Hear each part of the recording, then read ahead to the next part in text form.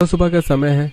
Devesh hall में बैठा अखबार पढ़ रहा है। तभी रंजना वहां आती है और देवेश से कहती है, आज तो किचन से बहुत अच्छी खुशबू आ रही है। लगता है आज कुछ स्पेशल बन रहा है।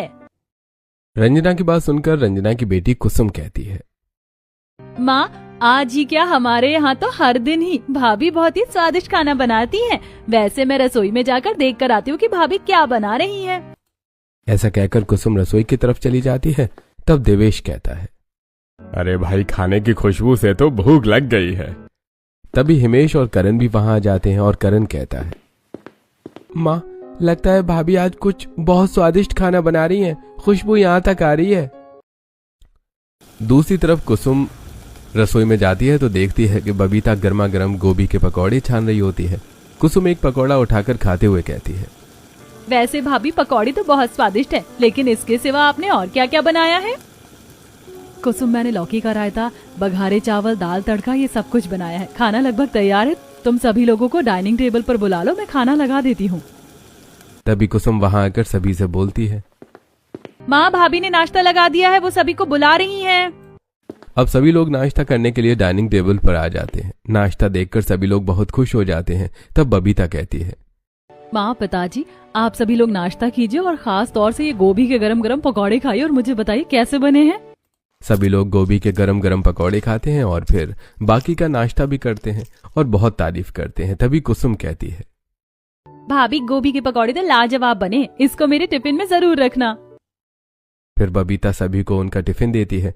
हिमेश और करण टिफिन लेकर ऑफिस चले जाते हैं और कुसुम भी कॉलेज चली जाती है। बबीता सारे घर को बहुत अच्छी तरह संभाल रही थी। रोज वो सुबह उठकर सभी के लिए स्वादिष्ट खाना बनाती है। सभी को खाना खिलाने के बाद वो घर की साफ सफाई करती है। फिर दोपहर में सभी के कपड़े धोती है और रात को खाना बनाती है। किसी को बबीता से कोई शिकायत नहीं थी। तभी एक दिन शाम को हिमेश बबीता से कहता है, बबीता, आज मेरा कोई पार्सल आया था क्या? हाँ, आया तो था और इंग्लिश में बोल रहा था, इसीलिए मैंने पार्सल नहीं लिया और वापस कर दिया। यह सुनकर हिमेश गुस्सा होते हुए कहता है, बबीता, मेरा इतना इंपॉर्टेंट पार्सल था वो, और तुमने उसे लिया नहीं बल्कि वापस कर दिया। अरे, अगर इंग्लिश नहीं आती तो कम से कम साइन करके पार्सल तो ले लेती।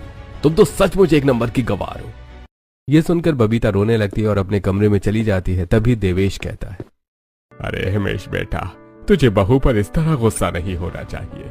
हाँ बेटा, तेरे पिताजी सही कह रहे हैं। और वैसे भी बबीता बहू में 36 के 36 गुण हैं। बस पढ़ना लिखना ही नहीं आता उसे। माँ, कितनी बार कहा है भाभी से कि इंग्लिश की क्लास ले लो, थोड़ा बहुत पढ़ लिख लो, लेकिन वो है कि ध्यान ही नहीं देती।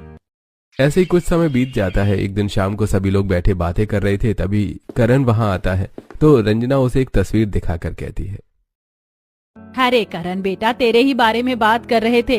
हाँ, जरा ये तस्वीर तो देख। इस लड़की का नाम शोभना है। बहुत अच्छी लड़की है और पढ़ी लिखी भी है। तुझे पसंद आ जाए तो हम बात आगे बढ़ाते हैं। तभी करण वहां बैठ जाता है और उस लड़की की तस्वीर को सामने से हटाते हुए कहता है, माँ, पिताजी, मुझे बहुत दिनों से आप लोगों से एक बात करनी थी। हाँ बेटा, बोलो, क्या बात है? दरअसल पिताजी, मैं अपने ऑफिस की एक लड़की को पसंद करता हूँ। उसका नाम चेतना है। वो बहुत अच्छे घर की लड़की है और दिखने में भी बहुत सुंदर है और वो भी मुझे पसंद करती है। आप लोग उससे एक बार मिल लो। मैं शादी उसी से करना चाहता हूँ। भैया, ये तो बहुत अच्छी बात है कि आपने लड़की पहले से पसंद कर रखी है। बस मुझे एक बात जाननी है कि वो भाभी की तरह अनपढ़ तो नहीं है ना? नहीं कुसुम, वो मेरे साथ जॉब करती है। फिर तो ये बहुत अच्छी बात है। हम कल ही उस लड़की के घर चलते हैं और रिश्ता पक्का करते हैं।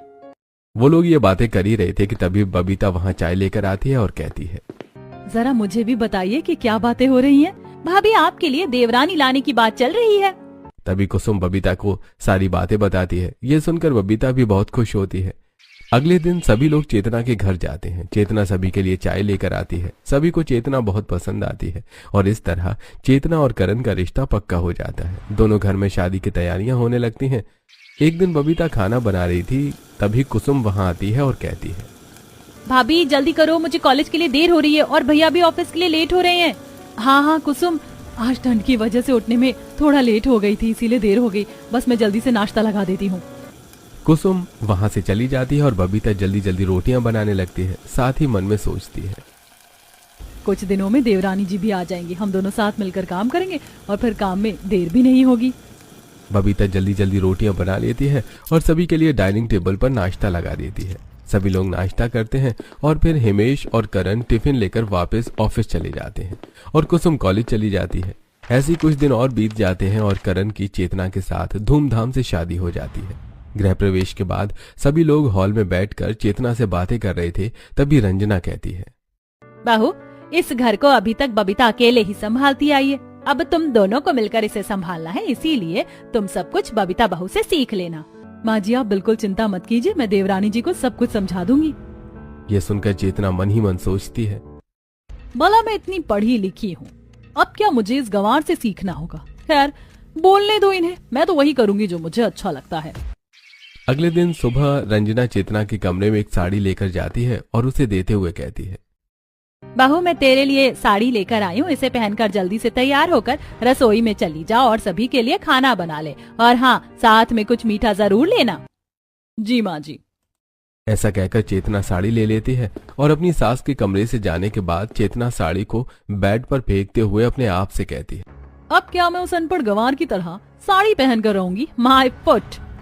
अब चेतना एक मॉडर्न वन पीस पहनकर तैयार हो जाती है और फिर रसोई में जाती है तो देखती है कि उसकी जेठानी चाय बना रही थी। उसे देखकर चेतना मन में सोचती है, हे भगवान, अब मुझे इतने सारे लोगों का खाना बनाना पड़ेगा। ऐसा करती हूँ, अपनी जेठानी को बेवकूफ बनाकर उसी से खाना बनवा लेती हूँ। यही सोचकर चेतना अपनी जेठानी के पास जाती है। तभी बबीता उसे देखकर कहती है, देवरानी जी, आ गई आप? आज आपकी पहली रसोई है। मैंने सब कुछ निकाल कर रख दिया है और चाय मैंने खुद बना ली है, तो बाकी का खाना आप बना लीजिए। ये सुनकर चेतना बहुत उदास हो जाती है। तब बबीता कहती है, क्या हुआ देवरानी जी, आप इतनी परेशान क्यों लग रही हैं? क्या बताऊं भाभी, मैंने अपने घर पर कभी काम नहीं किया। माँ जी ने मुझे कहा कि मैं पहली रसोई का खाना बना लूं, लेकिन सच बताऊं तो मुझे खाना बनाना आता ही नहीं है। अब तो मुझे बहुत डांट पड़ने वाली है। प्लीज भाभी, आप मेरी मदद करो ना, आप खाना बना दो।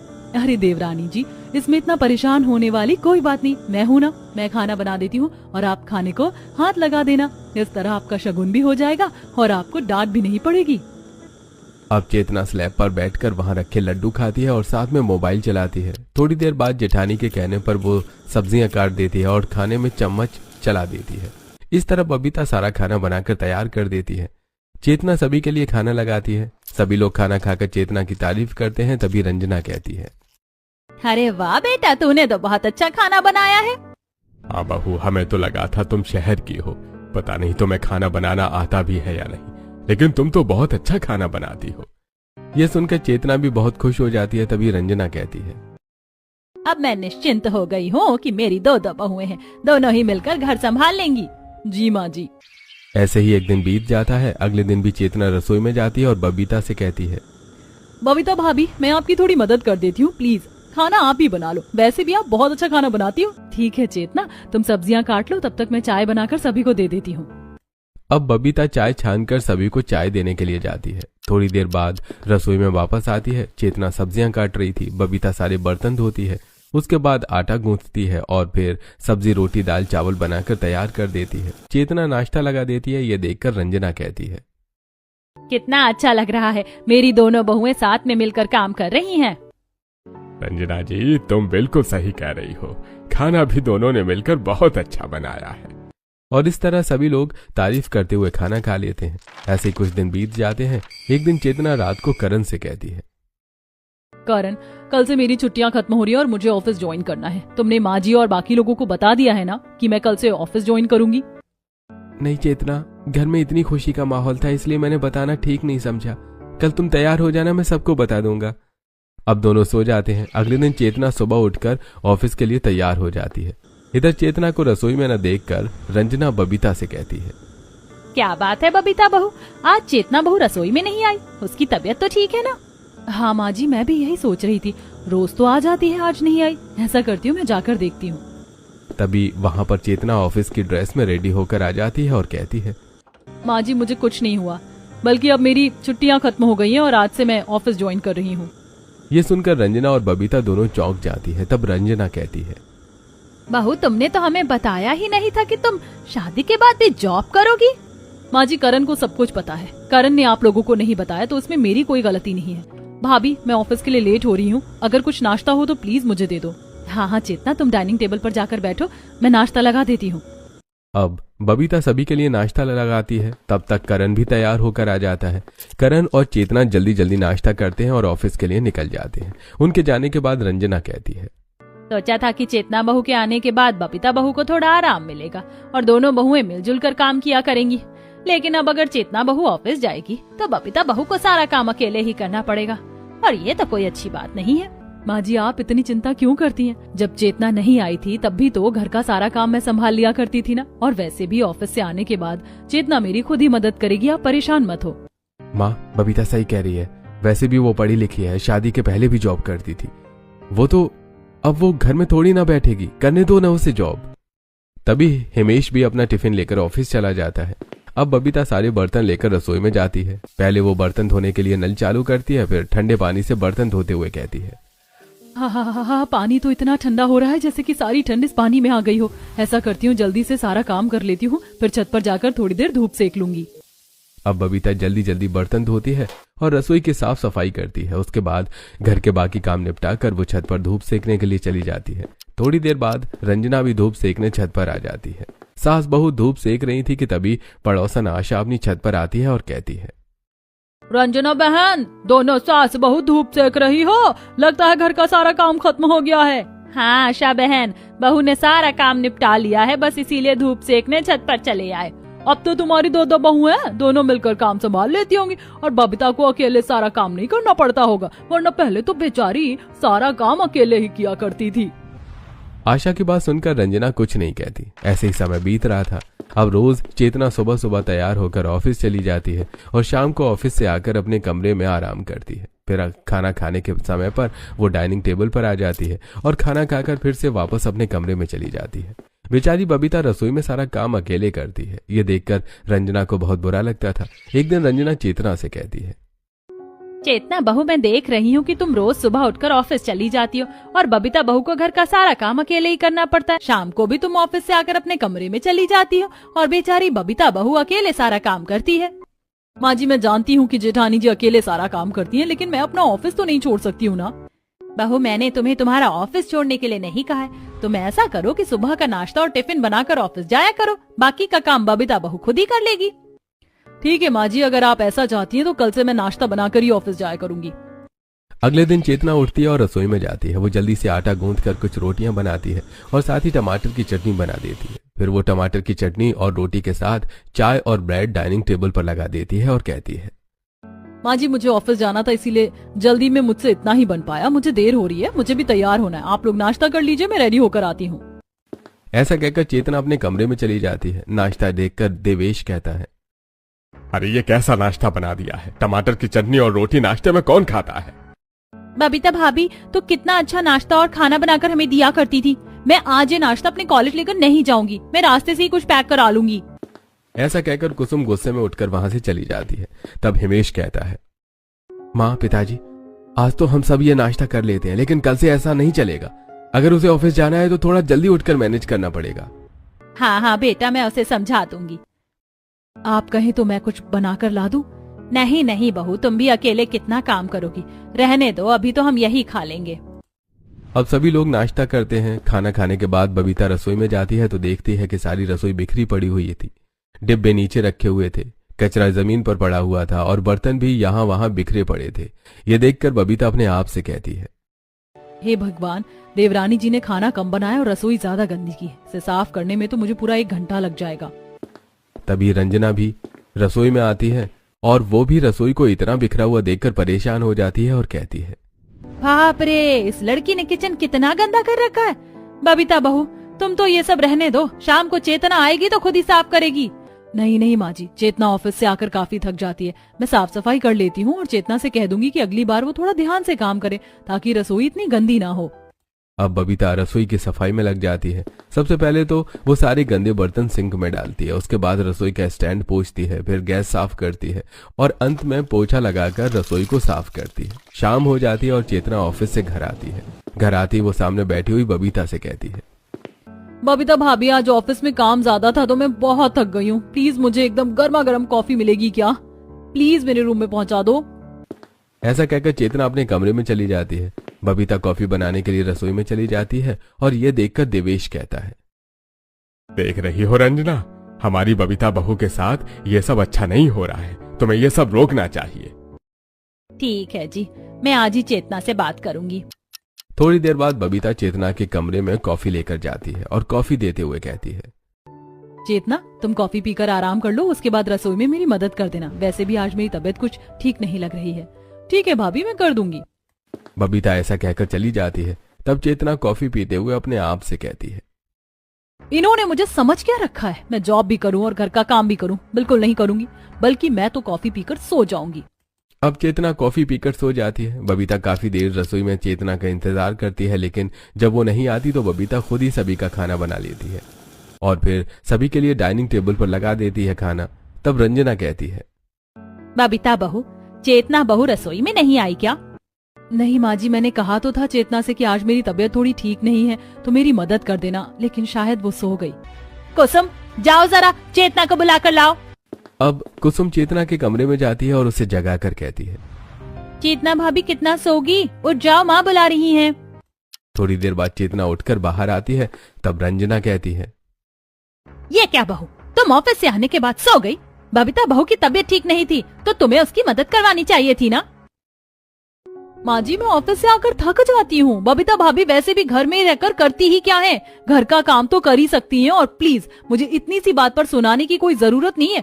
वैसे भी सुबह का नाश्ता तो मैं बना कर गई थी ना। चेतना, माँ जी से बात करने का ये क्या तरीका है तुम्हारा? तुम ऑफिस जाकर किसी पर एहसान नहीं करती हो। और तुमने नाश्ता ही क्या बनाया था सुबह, जिसके बारे में बता रही हो? अरे टमाटर की चटनी और रोटी नाश्ते में कौन खाता है? और रसोई तुमने इतनी गंदी कर दी थी, वो अलग। चेतना, बबीता भाभी बिल्कुल सही कह रही हैं। तुम ऑफिस जाती हो इसका मतलब ये नहीं है कि घर के किसी काम की जिम्मेदारी तुम्हारी नहीं है। और माँ से तो तुम्हें ऐसे बात नहीं करनी चाहिए थी। ठीक है करण, मैं कल से अपने हिस्से का काम करके ऑफिस जाया करूंगी। उसके बाद हिमेश कहता है, चलो भाई बात खत्म करो, अब सभी लोग खाना खा लो। अब सभी लोग खाना खा लेते हैं। अगले दिन चेतना सुबह उठती है और जल्दी जल्दी से वो दाल, चावल और आलू की सब्जी बना देती है और रसोई को पूरा बिखरा छोड़कर ऑफिस चली जाती है। उसके जाने के बाद सभी लोग नाश्ता करते हैं। नाश्ता किसी को पसंद नहीं आता है। वहीं बबीता को रसोई की साफ सफाई करने में बहुत देर लग जाती है। अब तो ये रोज की बात हो गई थी। चेतना रोज ही नाश्ते में हल्का फुल्का कुछ बना देती और रसोई को गंदा छोड़कर ऑफिस चली जाती है और वापस आकर भी वो अपने कमरे में जाकर आराम करती है और सारा काम बबीता को करना पड़ता है। कई बार समझाने के बाद भी जब चेतना नहीं समझती तब एक दिन रंजना अपने आप से कहती है, चेतना बहू को समझाने पर कोई फर्क नहीं पड़ता है और बेचारी बबीता बहू का सारा समय रसोई में खाना बनाने और घर की साफ सफाई में निकल जाता है। चेतना बहू को सबक सिखाने के लिए कुछ तो करना पड़ेगा। तभी एक दिन सभी लोग हॉल में बैठे हुए थे। तभी चेतना भी ऑफिस से आ जाती है। वो अपने रूम में जाती है और चेंज करके हॉल में आकर बैठती है। तब तक बबीता सभी के लिए कॉफी ले आती है। चेतना भी कॉफी लेते हुए कहती है, ओ थैंक यू सो मच भाभी। उसकी बात सुनकर अब रंजना बबीता से कहती है, बबीता बहू, जब से तू शादी करके आई है तब से तू अपने पति के साथ कहीं घूमने नहीं गई, तो दिन भर घर के काम में ही लगी रहती है। मैं तो कहती हूँ कि अब तुम दोनों कुछ दिन की छुट्टियाँ निकालकर बाहर घूम कर आओ। काम का क्या है, वो कुछ दिनों तक चेतना बहू अकेले ही संभाल लेगी। ये सुनकर चेतना चौंक जाती है और कहती है, माँ जी, मैं रसोई का काम अकेले? तो क्या हुआ चेतना बहू, तुम ऑफिस जाती हो तब भी तो बबीता बहू अकेले सारा काम संभालती है। उसके पीछे तुम कुछ दिन तो सब कुछ संभाल सकती हो ना। हाँ बबीता बहू, रंजना सही कह रही है। मैं तुम दोनों की टिकट बुक करवा देता हूँ। तुम लोग मनाली घूमने के लिए चले जाओ। सुना है अभी वहाँ का मौसम बहुत अच्छा है। ठीक है माँ जी, जैसा आप लोग कहें। दिनेश बबीता और हिमेश की टिकट मनाली के लिए बुक कर देता है और अगले दिन बबीता हिमेश मनाली घूमने के लिए चले जाते हैं। आज संडे था, इसलिए उनके जाने के बाद कुसुम चेतना से कहती है, भाभी आज संडे है इसीलिए चलिए मैं आपके साथ खाना बनवा लेती हूँ। कल से तो आपको खाना खुद ही बनाना है। अब कुसुम और चेतना रसोई में जाती है। कुसुम सब्जियां काटती है और चेतना आटा गूंथती है। फिर दोनों मिलकर रोटी बना लेते हैं। तभी चेतना कुसुम से कहती है, कुसुम, मैं रसोई की सफाई कर लेती हूँ और तुम सब्जी बना लो। कुसुम सब्जी बना लेती है। दोनों मिलकर खाना डाइनिंग टेबल पर लगा देती हैं। सभी लोग खाना खाते हैं और अपने कमरों में आराम करने चले जाते हैं। अगले दिन सुबह चेतना सो रही थी। तभी रंजना उसके कमरे में आती है और उसे जगाते हुए कहती है, चेतना बहू, जल्दी से उठ जाओ, तुम्हें भी ऑफिस जाना है और बाकी लोगों को भी ऑफिस जाना है। तुम्हें सबका नाश्ता भी बनाना है और टिफिन भी तैयार करना है।